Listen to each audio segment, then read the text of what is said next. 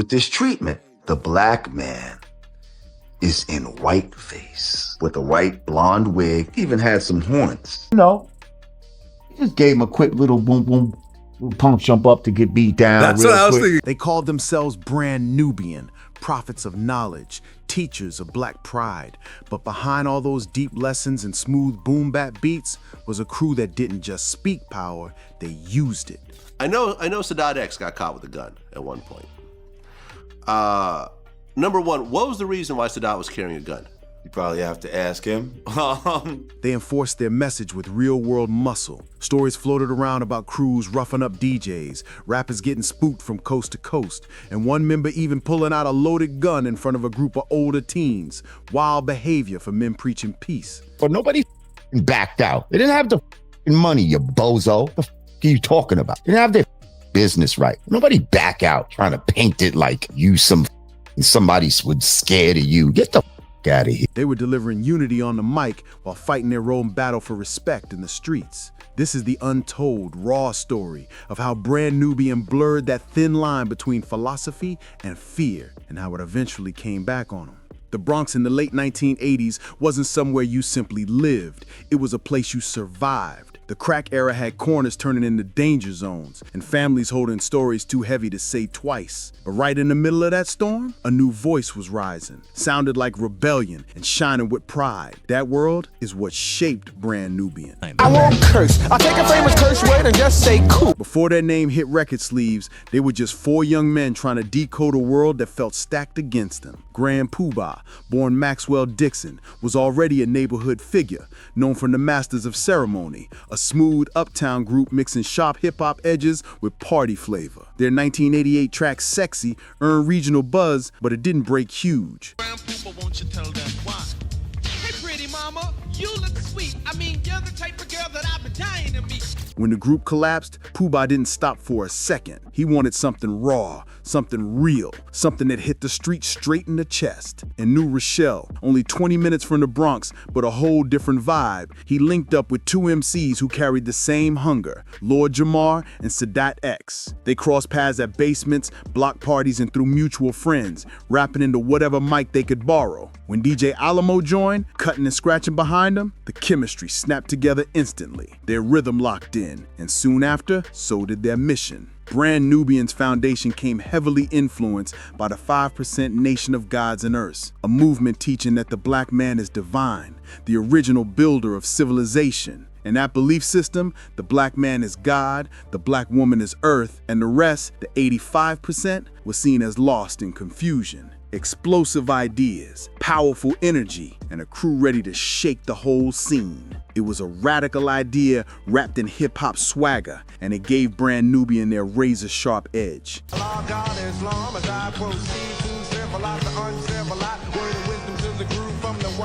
They weren't just rappers. They saw themselves as teachers. Every verse was a lesson. They weren't just rappers, they moved like street scholars. Every verse felt like a lesson. Every show hit like a full-on sermon. This was the late 80s, the tail end of hip-hop's golden era, when Public Enemy had already flipped rap into protest music. KRS-One was dropping history over heavy drums, and Rakim turned flow into straight-up philosophy. Messages were everywhere in the streets, but almost no one balanced street talk and spiritual talk the way Brand Nubian did. So when Elektra Records signed them, the label wasn't picking up just another rap act. They knew they were handling something explosive. And when One for All dropped in 1990, that explosion came loud.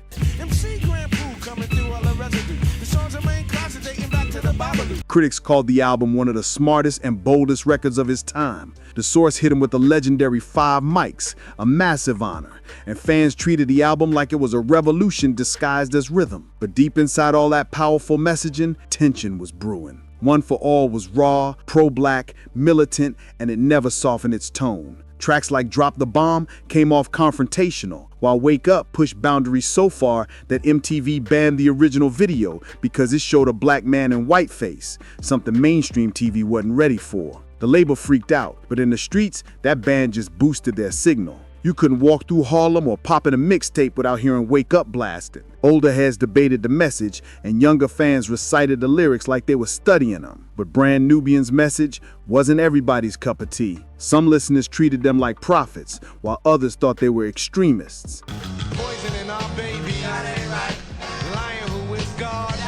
Their fearless pride made corporate radio uneasy, and some Jewish and white advocacy groups accused the group of promoting hate, twisting certain 5% Nation teachings into something they claimed sounded hostile. But to Brand Nubian, it wasn't hate, it was truth, their truth. Meanwhile, inside the group, the real problems were starting to bubble. Grand Puba, the most polished voice in the trio, was getting restless. He had been a star since the Masters of Ceremony era, and even though he kept his cool in interviews, he wasn't loving the shared spotlight behind closed doors. Studio sessions got tense, money started disappearing, and whispers spread about Puba showing up early, grabbing food stipends meant for the whole squad, then dipping out before the others even walked in. He knew there'd be per diem at the studio. He would come early and swipe all the food money and do his verse and break out. This dude was coming at 2 o'clock, taking the money and leaving. When our session was at 5. Yo, look, whoever got there first got the money. It became a race to the studio to see who could get there first to get. Drama was creeping in fast, and the cracks were getting harder to hide. Puba was moving in circles way beyond the group, linking up with artists left and right because his flow was smooth, confident, and naturally cool. When Mary J. Blige needed someone to drop swagger on her breakout track What's the 411, she called Puba without hesitation. When A Tribe Called Quest crafted the Low-End Theory, there he was again, vibing like he belonged in every major room. He even teamed up with Heavy D, who was one of the biggest mainstream forces in hip-hop at the time. Every space he stepped into, people whispered the same thing: Puba is next. And honestly, they weren't wrong. But back inside Brand Nubian, the tension was heating up fast. At some point, he just stopped coming, period. We got to go out to the crowd who's like, where's Puba? Where's Puba? Where's Puba? Where's Puba? I remember we went somewhere where he didn't come with dude didn't want to pay us. You know what I'm saying? And it was hard to do the shows like that. Lord Jamar was fully committed to the teachings of the 5% Nation and wanted the group to push the message even harder. More knowledge, less partying. Sadat X wanted balance, something that hit the streets but still carried meaning. Puba, he wanted room to breathe. He wanted joints that felt good, tracks that could sit right next to Tribe or Heavy D and still bang. It wasn't just about philosophy. Egos were in the mix too. Studio sessions turned uncomfortable. Jokes flipped into arguments, and arguments slipped into long stretches of silence. Rumors spread about missed shows, money issues, and studio days where Puba recorded on his own without the crew. Even DJ Alamo, who had always been Puba's closest ally, started feeling stuck in the middle. Alamo later said the real issue wasn't only creative direction, it was recognition. Everyone felt like they were putting in work, but only one man kept getting the shine. Well, that was when the fork in the road was for Brand Nubian. You know what I mean? And Sincere is family. Love my brother. You know what I mean?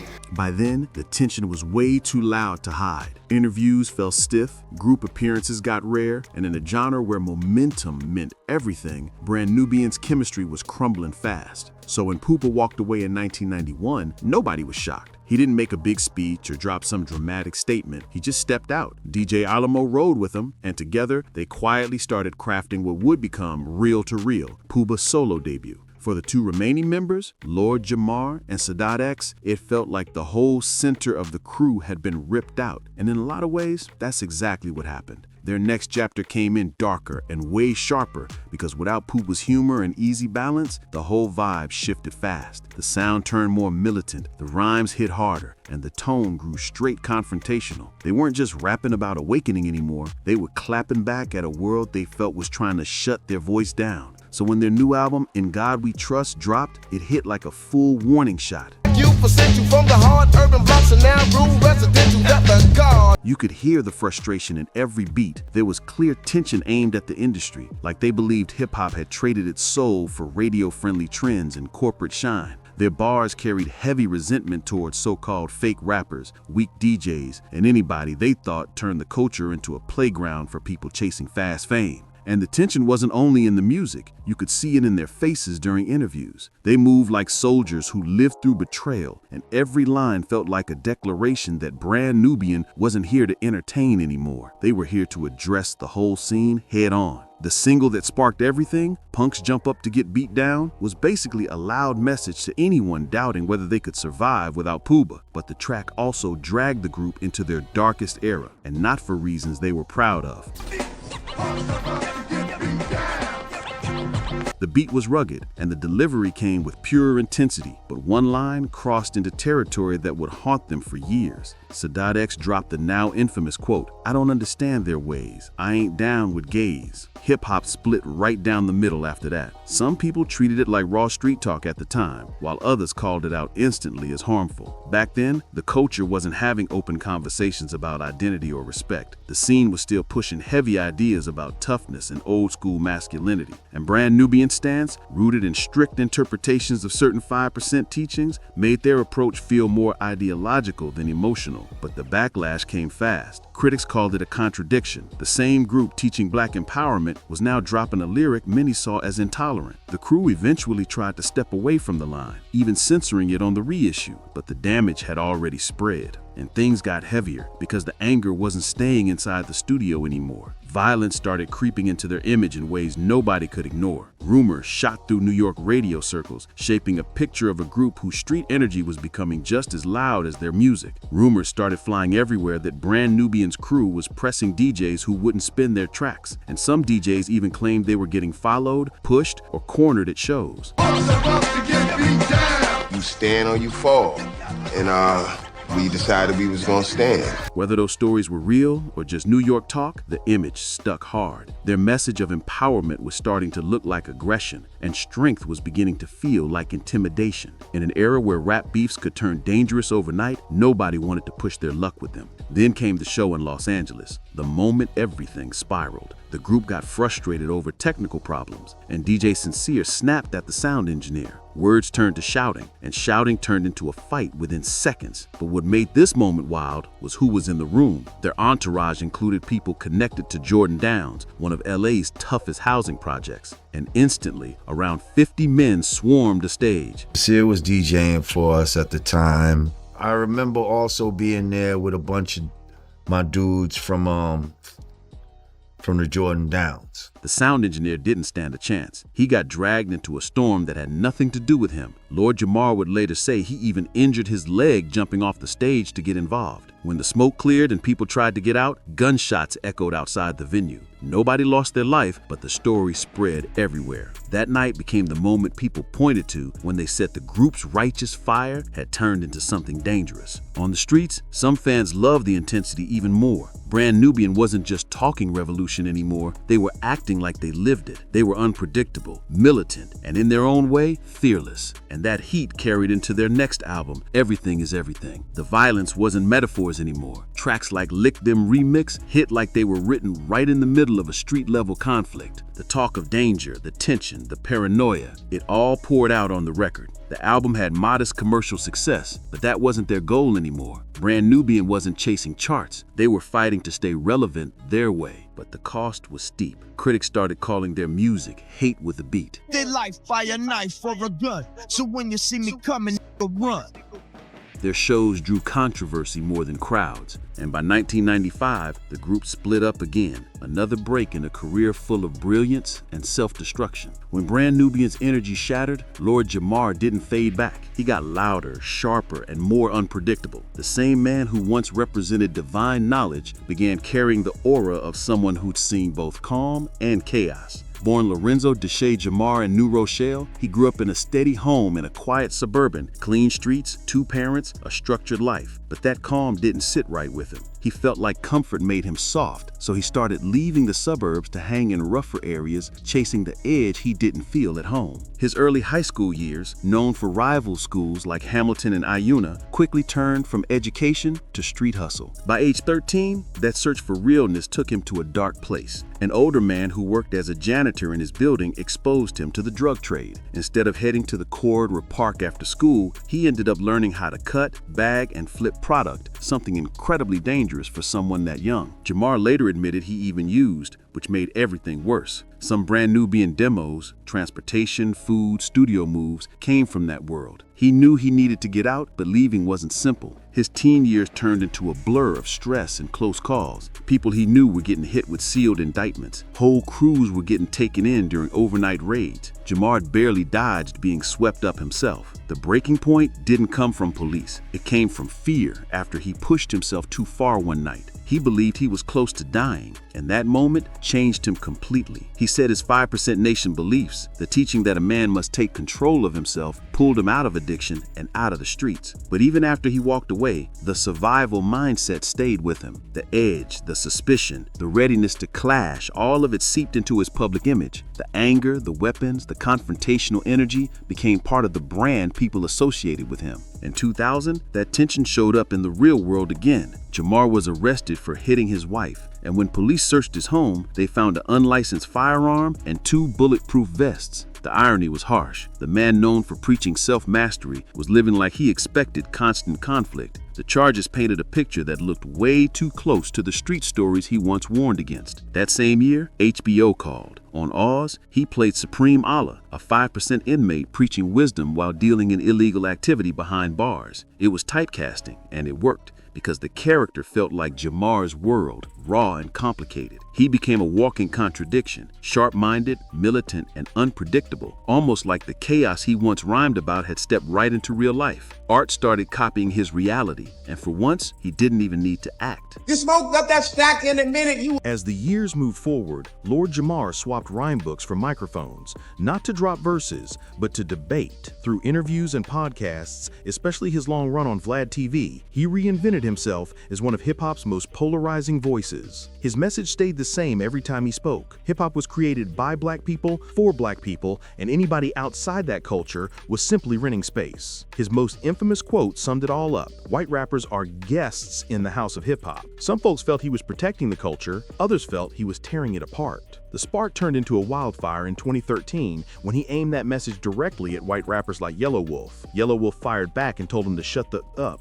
but Jamar didn't shrug it off. He took it seriously. He warned that if they ever crossed paths, it would get physical on the spot. No lyrics, no symbolism, just real-world confrontation. That same instinct that pulled him into danger at 13 was still alive at 45. Nobody backed out. They didn't have the money, you bozo. The are you talking about? Then in 2018, Eminem came in swinging on the track Fall, taking a direct shot at years of Jamar questioning his place in hip-hop. Jamar responded by saying the lyric, "Go fetch me the remote," carried racial undertones, a white rapper sounding like he was commanding a black man. The internet exploded instantly. Some people said Jamar had a point. Hip-hop did grow from black neighborhoods, and cultural disrespect had always been an issue. But others felt like Jamar's argument was frozen in the past, like he was guarding a gate that the whole world had already walked through. Eminem didn't even need a long response. His numbers spoke for him. Over 80 million albums sold, global tours, and respect from legends, including the very artists Jamar claimed he didn't belong next to. Even Eminem's close ally, Royce da 5'9", stepped in. Royce said, "I understand where Jamar's coming from, but there's a way to say it without closing the door on people." Charlemagne the God echoed it too, calling Jamar right in theory,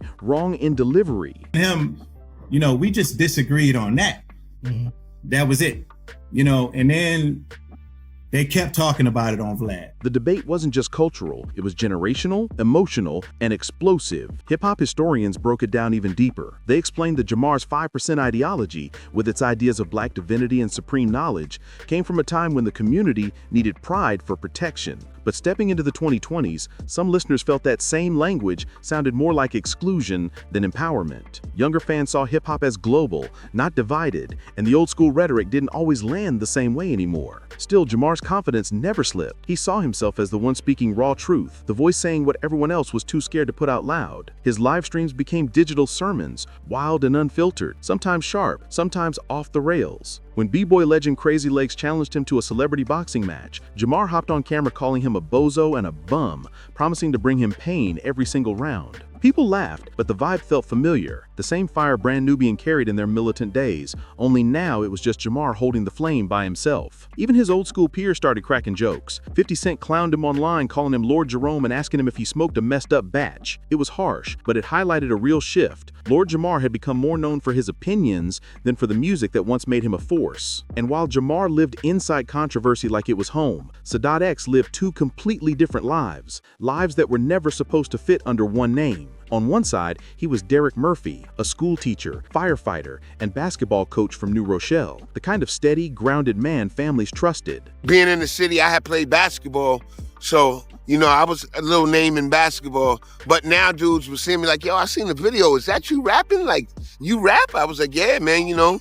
It was real. It was crazy to see because back then, everybody couldn't get a deal. You had to be nice. On the other side, he was Sadat X, the wild cowboy, the sharp-tongued voice of Brand Nubian, militant with his message, and raised with street instincts that never fully faded. The challenge was that these two identities never fully blended. One part of him worked to uplift the next generation, the other part carried the mindset of someone shaped by environments where staying alert mattered more than staying calm. By the mid-2000s, Sadat X became something rare in hip-hop, an artist with a regular job that had nothing to do with fame. Between studio time and shows, he'd walk into classrooms and teach 6th grade students how to read and write, using patience in a place where toughness didn't matter. It was a double life, inspiring, complicated, and constantly pulling him in two directions. It wasn't an act. Sadat X truly believed in serving his community, but that balance between righteousness and rebellion was fragile, and on a cold Harlem night, it finally snapped. It was December 22, 2005. Sadat X stood on 158th and Broadway, an area that definitely seen better days. Something went wrong. Stories differ, but most people say it started small. A few exchanged words, a look, maybe someone felt disrespected. And then the man who worked as a teacher and firefighter, the same man who once rapped about knowing yourself, reached for something that didn't belong in any of those worlds. A loaded .40 caliber Beretta.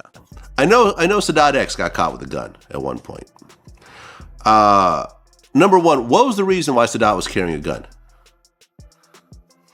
You probably have to ask him. Witnesses said he flashed it at a group of older teens and shouted, "I'm gonna kill everybody," while searching for someone described as a man with braids. It was reckless, raw, and painfully human. One of those moments where instinct bulldozes over identity. When the police arrived, the whole block was loud and confused. The teens pointed across the street saying, "That's him." Sadat X, with the gun still visible, tried to run, but it didn't work. Officers tackled him, cuffed him, and charged him with criminal possession of a weapon, reckless endangerment, and resisting arrest. For someone who spent years telling young people to avoid trouble, the irony was heavy. The fallout hit instantly. Teachers can't keep their jobs after a felony arrest, and public servants can't either. Overnight, Derek Murphy lost everything tied to structure and respectability: the classroom, the badge, the calm authority. What remained was Sadat X, facing himself without the safety of his two identities. His sentence included time on Rikers Island. Lord Jamar, who had seen friends crash and climb over the years, summed it up quietly. He got caught with it. Did a year for that. No celebration, no bravado, just a tired truth from an era when many rappers carried weapons even though they knew the risks. I think he might have felt like he had a lightweight beef or something in the neighborhood at that time, and he just was having it on him, like, you know what I mean? Inside, Sadat X turned the experience into reflection. He wrote, recorded, and released Black October, an album soaked in regret, exhaustion, and painful honesty. It didn't hype violence or excuse it. Instead, it sounded like a man having a tough conversation with himself in the dark, trying to understand how old habits won that night. On the closing track, Momentary Outro, he broke down the arrest with chilling clarity, not as a street legend, but as a warning. You could feel the weight in every line. The voice of a man who once stood in front of classrooms, now speaking from behind a cell door, trying to teach again, only this time through confession. It wasn't the first time Sadat X's art predicted his real life. Back in 2000, he dropped an EP called The State of New York vs. Derek Murphy, and 5 years later, that title turned into reality. He had spent years rapping about justice, survival, and personal discipline, but suddenly, those themes crashed right into each other in the real world. What made it all feel even more tragic was how unnecessary the whole situation really was. People close to him said there wasn't a real beef that night. No enemy, no setup, nothing brewing, just paranoia. A split-second fear built from years of living between who he truly was and who the world expected him to be. When he got out, Sadat X didn't disappear. He stepped right back into life, recording, touring, teaching when he could, moving with the energy of a man who had lived both the sermon and the slip-up. But something in him had shifted. His music got calmer, more grounded. The fire was still there, but now it carried weight, a sense of every decision had a cost. He was still the guy telling sixth graders to stay away from danger, only now he had a story that actually made them listen. So when you look at Brand Nubian's legacy, it gets complicated, because their power came from two forces that almost never mix neatly: truth and threat. They weren't just making music, they were pushing belief systems into the spotlight, using rhythm and rawness to challenge the world around them. If you listen to conscious rap after 1990, you'll hear their fingerprints everywhere. Det Prez borrowed that militant cadence in political discipline. Immortal Technique used the same righteous intensity, but with different vocabulary. Even early Kanye carried a mix of honesty, pride, and social critique that echoed Brand Nubian's blend of self-knowledge and street reality. It's not that these artists copied them, it's that Brand Nubian opened the door. They proved you could mix pride, heavy truth, and street stories into something powerful enough to chart. After they spoke boldly, others felt safer speaking boldly too. Their 5% Nation Foundation brought strict codes, and some parts of that doctrine, especially around gender and sexuality, created language that critics rightly challenged. But at the same time, their push for knowledge helped spark Black intellectual energy in hip-hop that still matters today. Brand Nubian's influence survives because music outlasts judgment. Their beats, their cadence, their mix of street memory and spiritual discipline taught generations how to make records that meant something. In the end, the streets never forget, because the streets remember everything. They remember the sermons and the scars. Brand Nubian's music taught knowledge of self, but the streets taught knowledge of consequence. And both sides of that equation shaped a legacy that refuses to fade. If you enjoyed this deep dive, make sure to like the video, subscribe to the channel, share it with someone who loves hip-hop history, and drop a comment telling me which part shocked you the most.